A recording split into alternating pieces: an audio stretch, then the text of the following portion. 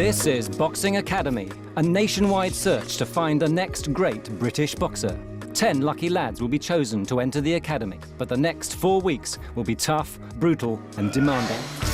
They'll be trained by some of the greatest fighters in the world, like Danny Williams, Audley Harrison and Steve Collins. And for the winner of Boxing Academy's live final, the prize of a lifetime training in the USA with boxing legend and ex-heavyweight champion Tim Witherspoon. Boxers have the potential to earn millions. Can Boxing Academy change one boy's life forever?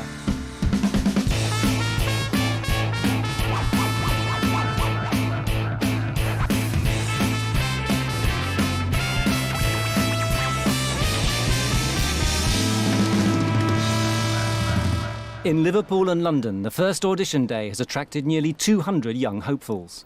Boxing could transform them into household names like their heroes Muhammad Ali, Frank Bruno, Chris Eubank and Mike Tyson. They could hit the very top and make millions, but the dream has to start somewhere. They've come from all over the country, some with an entourage. 18-year-old Darcy's had the journey from hell from the Shetland Islands. Thursday at 7 o'clock on the boat. Arrived in Aberdeen about 7 and got the bus at 12 down to Glasgow, and then got another bus down to here and stayed the night at the embassy hostel. So I've been up since 4 o'clock this morning. I stayed over in a travel lodge.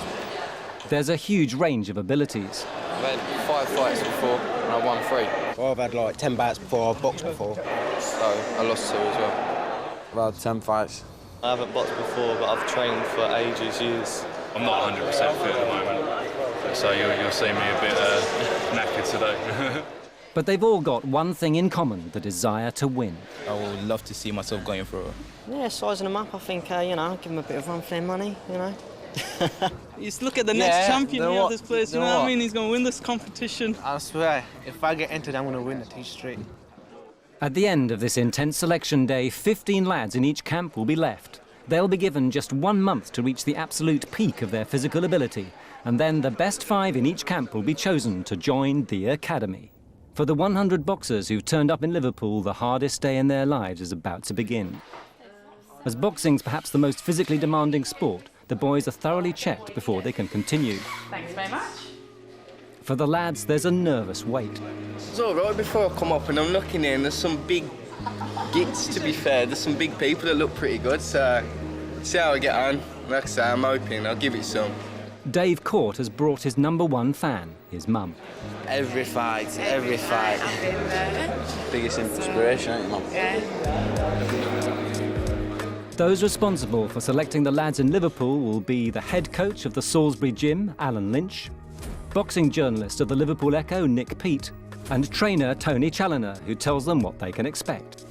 Now, for those of you who are already boxing, you'll know what boxing's about. For those of you who don't, it might just be a rude awakening. It's a tough sport, and you can get hurt. When you get to the top, jog round. Tony and his team of trainers start by warming the lads up. This should be no harder than a normal exercise class.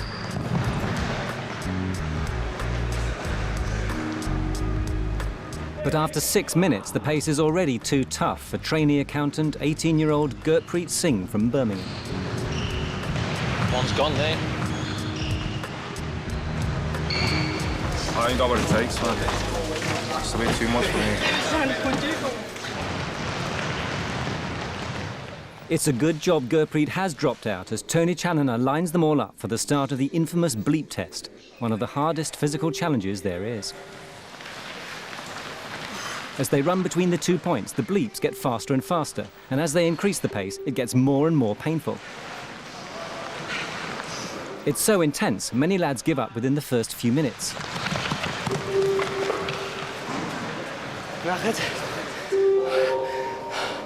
I've got the warning, if I was fit. No big deal if I don't do. After 4 minutes, their bodies will be starved of oxygen. Lactic acid builds up in their muscles, turning their legs to lead. Hey, you've done well. Well done, mate. Well done.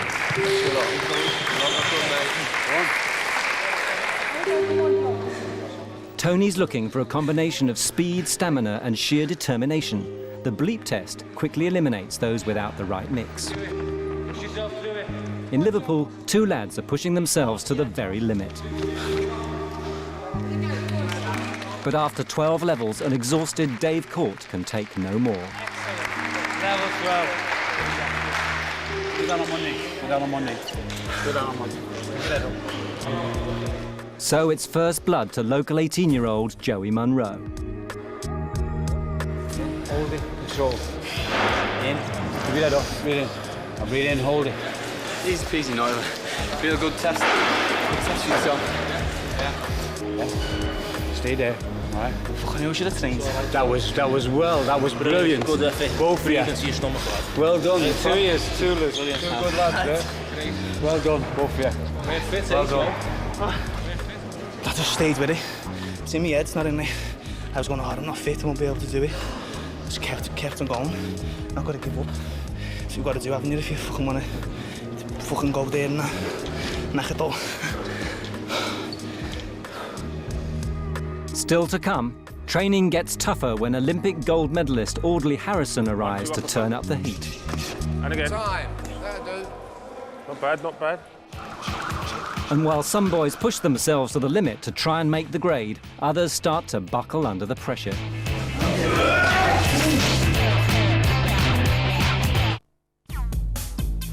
In London, Boxing Academy's Southern Audition is underway. Nearly 100 lads have turned up for the chance of a lifetime, and with such high stakes, those inside are understandably nervous. Bit nervous, like, but I won't call it being scared.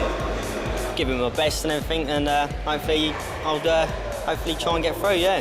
Hopefully it should be a good training day and a good experience. So. I'm a bit nervous, yeah. Just see how we get on.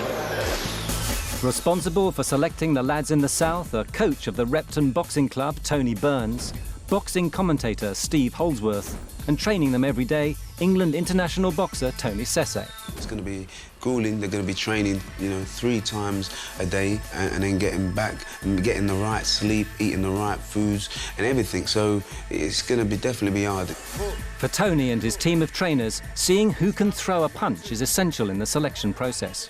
A top fighter requires a combination of speed, coordination, then that one, strength, and lots of guts. Just ask the guys who've been there for real.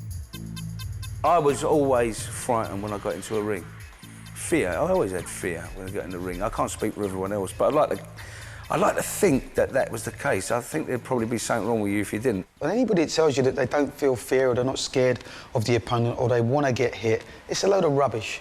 You're a fighter saying, yeah, I can take a good right hand, or, I walk through brick walls. No, you can't, and no, you don't. Because the last thing you want to do is to get hit on the chin, because anybody that gets hit on the chin will end up on their backside. 1, 2, 1, 2.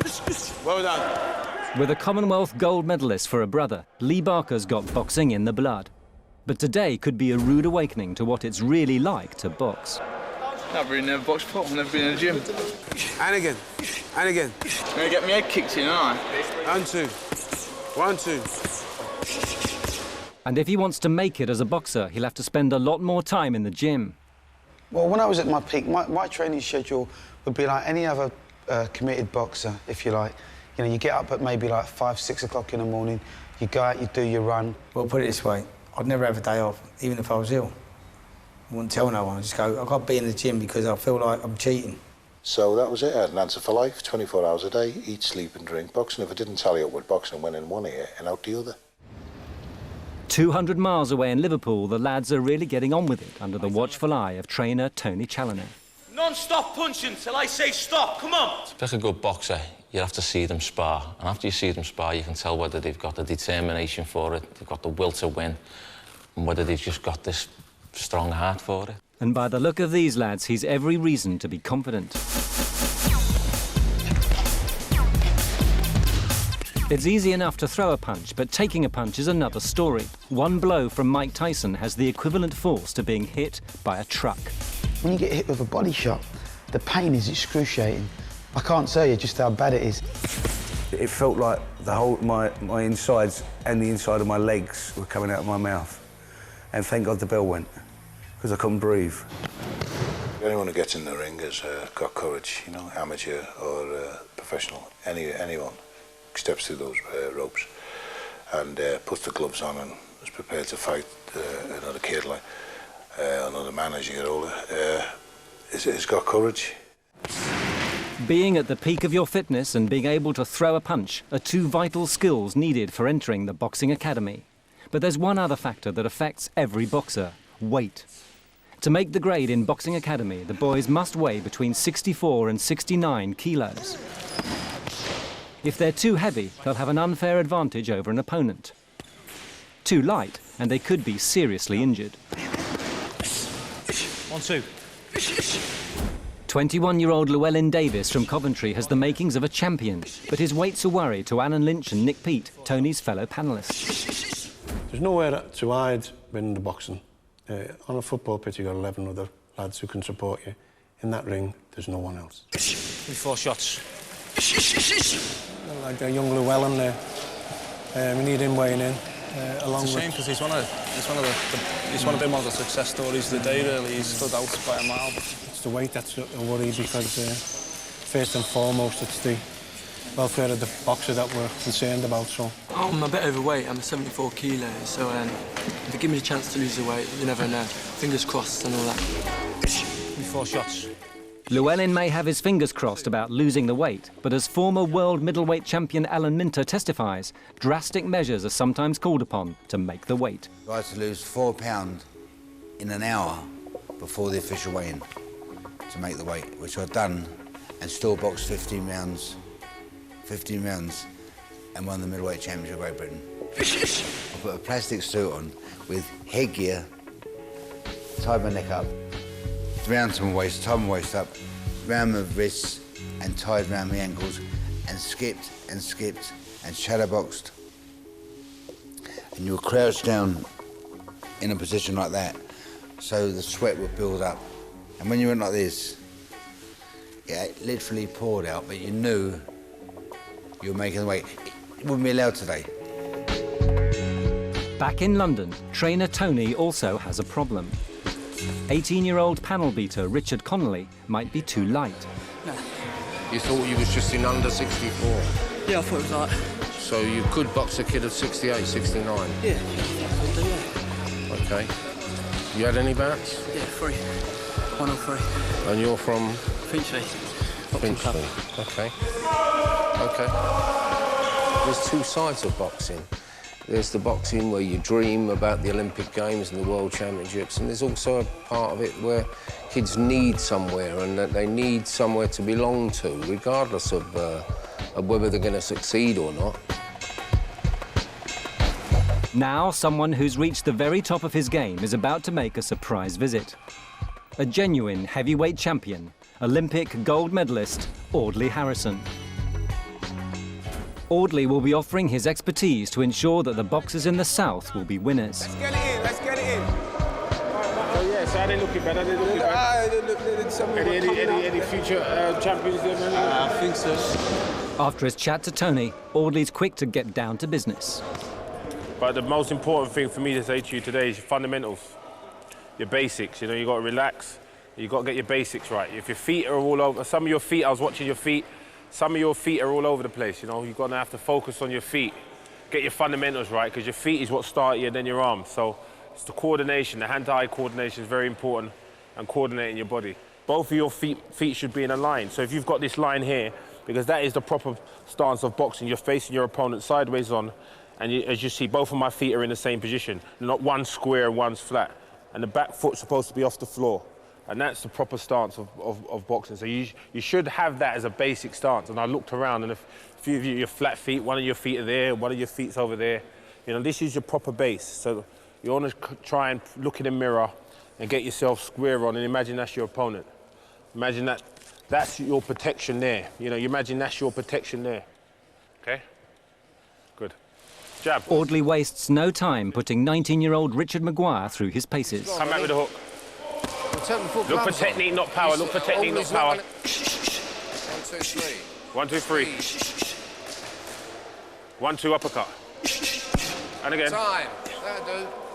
Not bad, not bad. I feel very privileged, very proud to have pads of Audley Harrison. I mean, does anybody good? It inspires people. I mean, overall, I mean, he's a pretty good boxer. He'll do anybody good to have pads of him. Right, throw it from there, look. Throw it from there, you'll land it. Throw it from there. Right. And again, just turn your hip over. And again, hook right. Thank you. They may be pulling punches in London with a heavyweight champion, but in Liverpool, they're proving their fitness in a totally different way.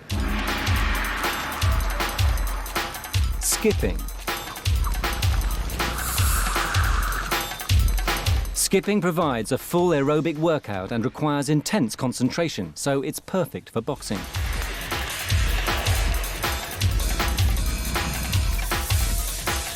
And all boxers are good skippers. I've never known a boxer who can't skip good.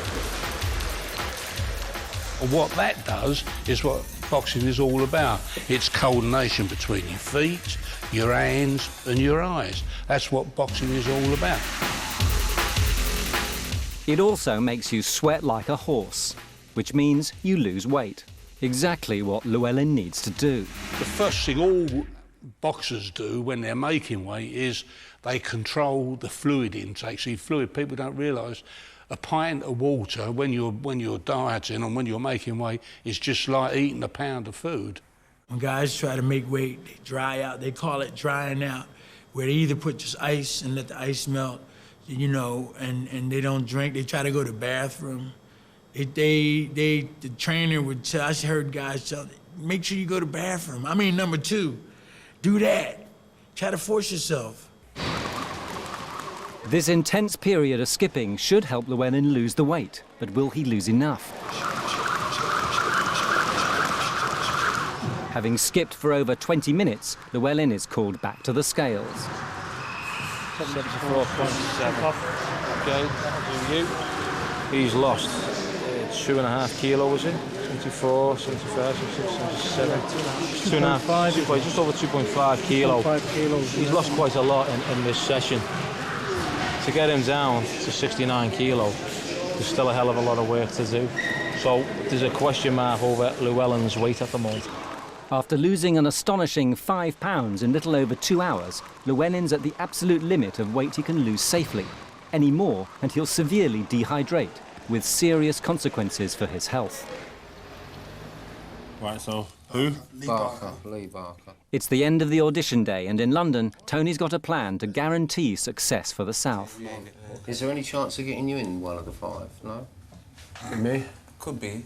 Tony? Yeah. Could be. Tony, yeah. Under The only 10. problem is he Under might get chinned. That's a good one. Okay. But in Liverpool, boxing journalist Nick Peat has a more serious issue. What I'm going to do, I'm going to come back to the conversation that we've all been dreading all day. Do we put Llewellyn through or not? Personally, I want to see him go through because he's a champion. He's got winner written all over him. If this competition was 75 kilos and under rather than 69 kilos and under, we wouldn't even be having a competition. It may just be a little bit too far for him to get down to 69 kilos. What was his final weight today against Solito? Was 74.7. It's still more or less 5 kilos. That's after a weight session. That's after the session as well. It really is a dodgy one. You're playing with fire. Yeah. With boxers' weight. It is a weight-orientated sport. And he's come in at 77.2. After training, he's 74.7. He's took off well over 2 kilo. There's no more to take off him. And I'm afraid 5 kilo was a bit too much. Yeah, far too much. Okay, let's do it then. Let's tell him. Okay, out there, Nick. Get out there, get there. Nick the man. Thanks. Wendell's going to call out the names, yeah? In no particular order.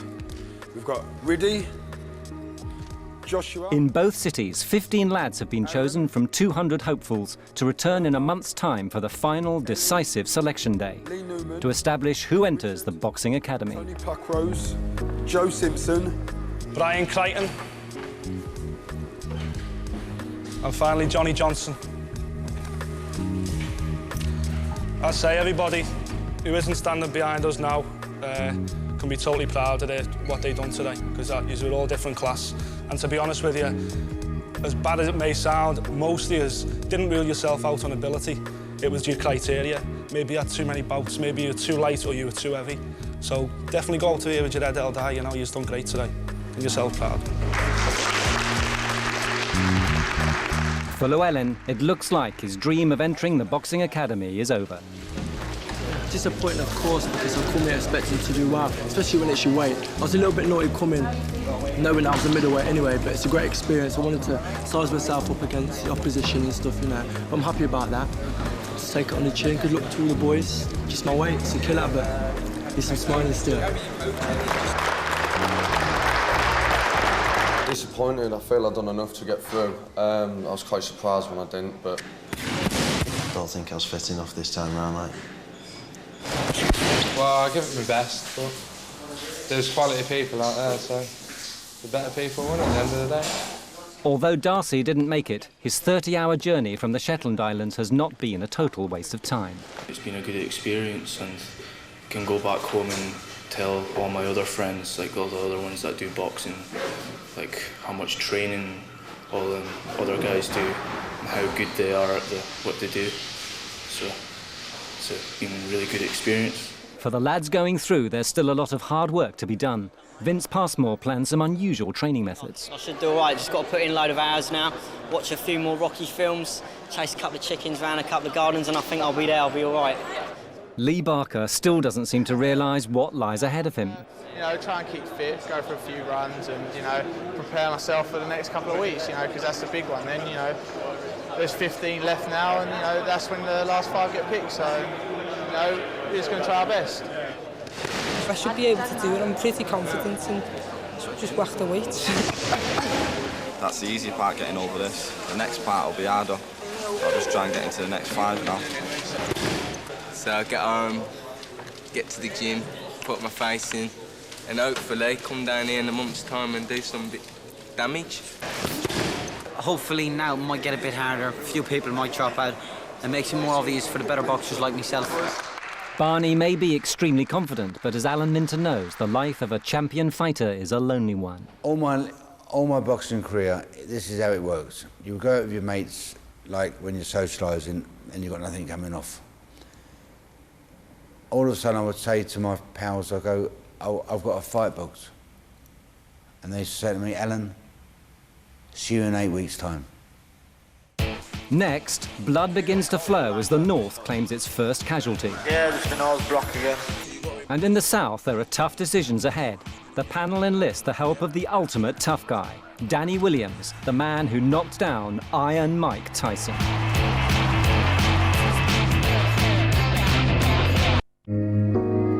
One month later, the final audition day in London and Liverpool. From the 200 original lads who came to the first auditions, only 15 remain. They're just a few hours away from knowing who'll win a place in the boxing academy and the prize of a lifetime, the chance to train with boxing legend Tim Witherspoon in the USA. But first, they'll have to prove to the panels they are worthy entrants. The day begins with a run. In Liverpool, trainer Tony Challoner gives them a gentle start. What all we're doing with them now is just opening up the heart and lungs, getting them fully warmed up. They're going to have a nice gentle jog back to the gym. I don't want them exerting themselves here. We're only going to do one more, lads, so again, just walk back down. But in London, trainer Tony Sesse gives them a grueling session to see if they've upped their fitness levels in the last month. Go! He puts them through a series of intensive sprints, pushing the lads to the limit. This is a killer. This gives you all your heart rate, you know, anaerobic and aerobic work. Come in. Well done. The first sprint has exhausted 19-year-old Tony Pluckrose, a carpenter from Kent. Need a bit of oxygen in me lungs, something. With barely time to get their breath back, Tony sends them off again on another sprint. Let's go! Well done, sprint! Come on! Over the next 20 minutes, Tony makes them repeat this punishing run 10 more times. Come on, lads, that's it, well done. Good, come on, keep going. Like that to me, that's good. Well done. 42. I'm absolutely knackered. I'm not a sprinter, I'm a boxer, you know what I mean? These lads, some of these lads shouldn't be boxing at all, they should be sprinting. Especially the tall fellas. Whew. I ain't used to sprinting first, I'm usually sprinting on the way back, innit? In my long distance running, but as long as I didn't come last, I'm happy. My legs are completely dead, but I feel really good. Ugandan-born Eli Sebaduka thinks boxing is in his destiny. My father actually trained me from about the age of 9, you know, to do boxing. But, you know, because over the years I've done other stuff like gymnastics and, you know, athletics. But I think destiny's always brought me, you know, pulled me boxing. So. It may be Ellie's destiny to succeed, but for 19-year-old insurance salesman Richard Maguire, the strain of the sprinting is beginning to show. Richard's not feeling too good. He's just come back from 2 weeks on a beach with the lads, and it looks like it's taken its toll. Coach Tony Sese has little sympathy. I just want him to just be sick, and then it would have made my day. His wish comes quicker than he may have thought. Here it is, mate. You're right. You got a rope, mate. What went the marmalade? What went the jam? Might be better.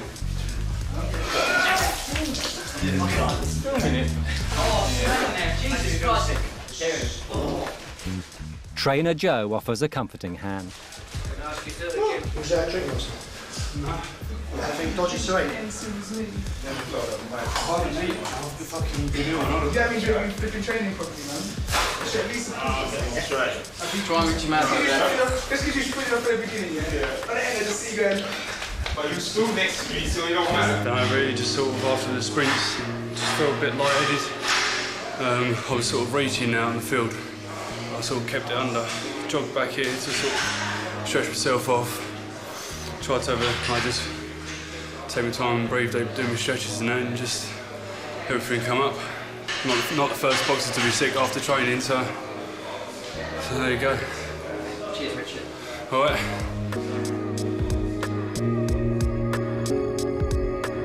Back in Liverpool, there's a problem with one of the hopefuls. 18-year-old labourer Barnaby Osborne. Every amateur boxer needs a licence to show they're properly insured and medically capable of fighting. Barnaby's had a month to get this licence signed and up to date, but he's failed to do it, raising alarm bells with the panel. So he hasn't been ready since for over 2 years now. So, I mean, he says here in his profile that he's sacrificed everything for the sport. It's a 24/7 job. If that was the case, that would be up to date. You think he'd listen to the advice? He'd have been a bit more active in 2 years. Quite personally, I don't think I'd like to take a chance sparring him. He now can't prove he's fit enough to take part, putting himself and the other lads in danger. Hi, Barnaby. You all right? All right, mate. Alan Lynch it is. You haven't been registered for over 2 years. Your club is falling, so you're not with any ABA club, are you? That's what I've been trying to explain for quite a bit. I was like explaining, they kept saying, what club do you fight for? I said, I don't fight for a club, there ain't a club going no more. That's why Alan made it quite clear at the end of the auditions that everyone had to be registered and medicaled, because this is a contact sport. Yeah. It can get quite heavy, can't it? Yeah. You just can't take that chance, Barnaby. Well, yeah. All right, bud. Thanks, man. Sit down, lad. Barnaby was one of the panel's favourites, but failing to get his licence signed has cost him his place. He's sent home. His dream of entering the boxing academy is over. A bit gutted, to say the truth. I was hoping to show people what I've got and everything, but now they've just come up with their card and found out it's not up to date. I'm not going to get that chance now, so... But I suppose that's it. I've got to be insured and everything like that with it being a contact sport, so... Tensions high in both camps as the weigh-in approaches. The lads in Boxing Academy are in the welterweight category, and they must weigh between 64 to 69 kilos. There's some leeway allowed if the trainers think the weight can be lost safely. In boxing, weight equals strength, and the weight categories ensure that all fights are as fair as possible. Failure to make the weight safely could crush their hopes of entering the academy. But for some of the lads today, it's going to be a very close call. Joey Munro should be able to drop into the weight category after a hard workout. 70. I was 72 last time I come, and now the other week I was like 69 point something, but it looks like I put on a bit of weight there. So I don't know what's been going on there, like, but I'll get down at the end of the session, like, so I think I'll be all right. 19-year-old Adam Ixmael has had to resort to extreme measures to ensure he makes today's weight limits. 68.9. He's made the weight by the skin of his teeth. I only had an apple last night that just to because like I'm quite taller than most of these people here, and I was weighed in at 70 last night, so I just wanted to make sure to get under 69. So I had an apple and I was 68.9, which I've only just made it really, if you know. So, but it's paid off, so I'm going to have a little bit of a scran now, if you don't mind. While all's looking good in Liverpool, down in London, 19-year-old carpenter Tony Pluckrose's sweet tooth may have caused him a problem. Well, I've been trying to diet for the last week. Been doing lots of running and stuff like that and cutting out all fatty foods. But the last couple of days I've had a sugar fetish. I've been eating sugar, dairy chocolate, all the rest of it. I just can't help it. If I walk past a bar of chocolate, I have to eat it. Tony, jump on the scales, please. It's crunch time as he's called to the scales. 72.6 kilos. At 3.5 kilos over the weight limit, he'll have to convince the panel he can lose the weight safely. You was down at 74 kilos? Yeah, I was 74 the first time, but I hadn't been in the gym for, God, it must have been about 3 weeks, and diet's no good, and... We're talking about 69 kilos. I can do it, I can do it. Obviously you can do it. You can go up the saunas every night of the week or 3 times a day, but that's not, you know, that's something we don't want to see at 19 years of age, you know. Right, OK. I think the possibility, the prospect is there, but, you know, just be natural with your weight, you know, don't start... Yeah. Eating and drinking, you know. You cutting out the fizzy drink?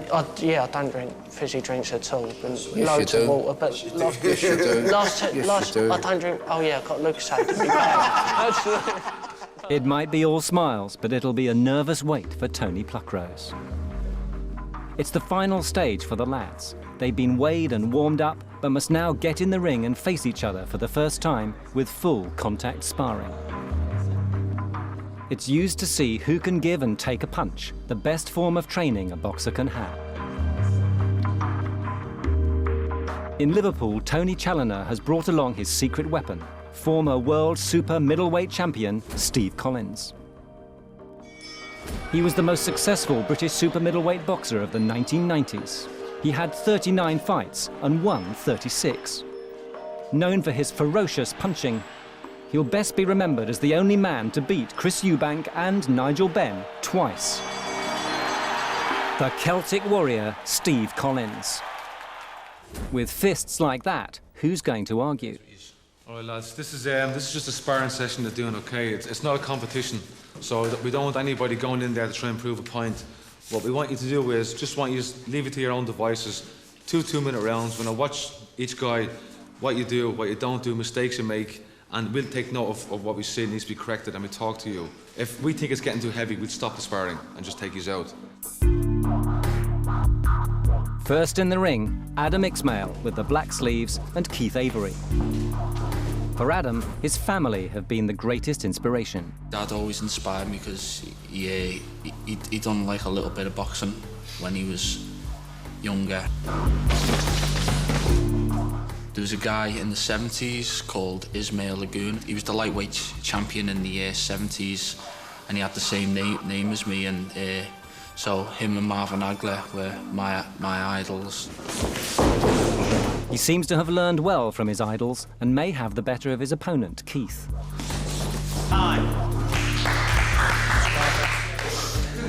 Thinking it and doing it, 2 different things. Like I say, I'm just not used to it and took advantage of it, fair play. Staffordshire-born Keith has shown massive determination, despite carrying a couple of injuries into the ring. But you didn't give up, did you? You really stuck to your Yeah, goals, like I say, my leg's been giving me jip. My nose has been... One of my boys popped it for me at the gym in the week, and it's been going every day since. But like I say, you can't. Boxing's one of them things where you've just got to do your thing, innit? OK, Matty, I'm ready. Next up, Matty Smith, and in the red headguard, 19-year-old Ricky Jackson. Under strict ABA rules, the lads have to wear protective headgear. Designed to reduce the impact from a blow, it still leaves areas of the face vulnerable, as Ricky finds out. Stop. Is that all right? That's okay. You get this headgear. OK, Matty, that'll do you, lads. His nose cracked. It's all over for Ricky. He can't fight on with his cracked nose. His bid for a place in the finals is now over. It weren't too hard, like, it was just a straight one and just must think the right handed a bit too low and just got caught on it, like. Clean shot. 200 miles away in London, the panel are taking no chances. Enter Britain's heavyweight sensation, Danny Williams. Said to be the nicest man in boxing, he's had 35 fights and won 32. His greatest so far was earlier this year when he ended the career of the self-proclaimed baddest man on the planet, Iron Mike Tyson. Britain's newest heavyweight sensation, Danny Williams. He's the man. Good luck, guys. What would you say about sparring, Danny? What's the importance of it? The importance is, you know, obviously not to go too hard, but, you know, just show your technical abilities, you know. Just go out there and impress us. That's right. Fair enough, innit? And that's exactly what 18-year-old Barney in the red shirt sets out to do with the help of some divine intervention. I've got my rosary beads. I'm Catholic, and I've got great faith in Jesus, great faith in anything that is Catholic and Christian. My trainer said he wouldn't let me fight unless I got a pair of rosary beads, and I wouldn't fight unless I got a pair of rosary beads. Off you go. Next in the ring, Joshua Ejak Povey, and in the red headguard, 18-year-old Richard Connolly, also hoping for a little extra help from his Bibles, a memento from his gran. Like my nan and that, we're all from Ireland, and she'd always wish me luck. You know what I mean? She ain't like me boxing, but you know, so it's a sport I've always chose. And she gave me these when I was a kid. Like I was probably about, I don't know, 6, 7 when I was young. And all I always do is wrap them in my clothes. Does that inspire you? Yeah, it does. And a picture of my granddad, he said, boxed quite a bit in the army. There's a man in the middle, like. He passed away very young. And he was a good boxer, he wasn't a bad boxer. And I suppose, my mum always says I'm like him, so I suppose just for my mum's sake. Time! Back in Liverpool, two hot favourites are called into the ring, wearing all black Joey Munro and Dave Court. For 21-year-old scaffolder Dave, boxing helped keep him on the straight and narrow. Till the age of 18, I was drinking all the time, I was going out. My life weren't going anywhere, so I changed my lifestyle. And the only better way that I thought I could change it is through sport. I'm not really being a football-orientated person, you know, so I thought I'd go back boxing again.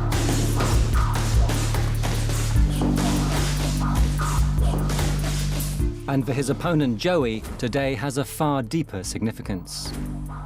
I'm just going to do it for my mum and that. I just hope I get to the next fight because it's what's keeping me going. My mum passed away a few weeks ago, and like I'm just doing it for my mum. It's been hard, like to train, because from day one I just been training from this, like the first day and that. But I'm just gonna like keep strong and that and do it for it. But after 6 minutes of intense sparring, both boxers have impressed Steve Collins, with Joey showing immense mental and physical strength.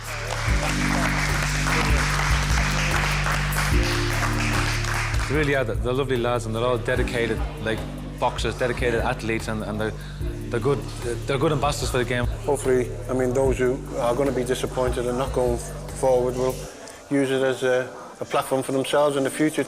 OK, boys, it's the crunch time, really, but I think we're all pretty much thinking the same way, aren't we? Yeah, We've all got our 5 in mind, and I've got a feeling it could all be the same. I'm pleased with a couple of guys, yeah, I'm very pleased with, especially the beginners. It's the end of the day and the agonising wait is almost over. Only 5 of these boys from the south will be chosen to enter the boxing academy, along with 5 from the north. But who will it be? The 5 lads to go through to represent the north in Boxing Academy. It's the close of the final selection day in Liverpool and London. 15 lads in each camp have given it everything they've got in a bid to be selected for one of the 5 places in the Boxing Academy. Now, for the boxing hopefuls, there are just a few anxious moments ahead, while the panels deliberate over their final decisions. I think you'll see a big difference in all of them, really. Some will improve massively and some will just stand still.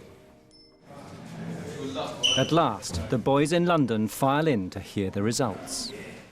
Right, let's go. Let's go through to the 5 that are going through, definitely to face, of course, the Scousers. Once again, in no particular order. First up, Marvin Small. Marvin Small has had one bout and impressed the panel with his technique. Good lad. Yeah, I'm definitely happy. Great opportunity, and I'll come out better fighter for it. Next up, young lad who did very well, spoke well as well, Lee Newman. Come on, Lee. Lee Newman, a plumber from Essex. Come on, Lee.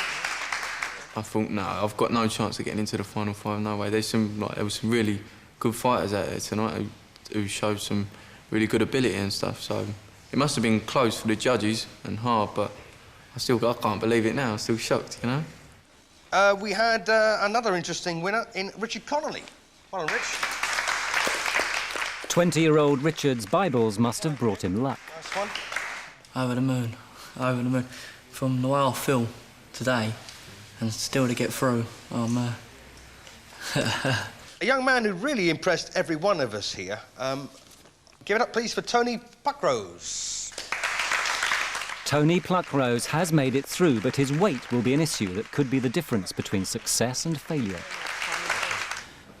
That weight thing's a bit of a problem, but little one, I'll shift it and I'll get down to 69, which I've got to say thank you to Mr. Tony Burns for giving me the opportunity, which I'm sure I'll capitalise on it and go through to the final. Sadly, you know, there's 5 faces on the bench there. 4 are going to be going home unhappy. But delighted to say that, well, we called him why use one word when 10 will do. Bernard Doherty. Well done, Bernie. Barney is through, partly thanks to his young brother Christopher, his trainer. It did have me sweating a bit, but I knew it was, yet again, it would be a sort of thing that I would do myself. I mean, if I was picking for boxers and I've got this fella that's constantly speaking, using 20 words when he can use 1, I'd make him sweat out a bit. I'd put him right in the end. I'd give him a little bit more pressure than what I'm giving the rest. But you always find the ones that they give the little bit more pressure and the ones that are a little bit more harder on, does tend to go through these things and win them completely outright.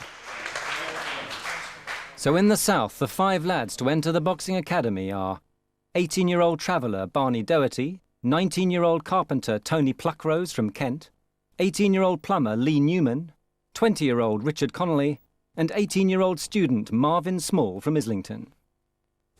With the 5 lads in London chosen, Liverpool panellist Nick Peat has the tough task of announcing which 5 northern lads go through to the final. OK, lads, I'll get straight down to it. You've heard enough now, I'm sure. The 5 lads to go through to represent the North in Boxing Academy. First one is Adam Ismail. Liverpool lad, 19-year-old Adam Ismail. I am made up that I got through today. You know, I am relieved, yeah.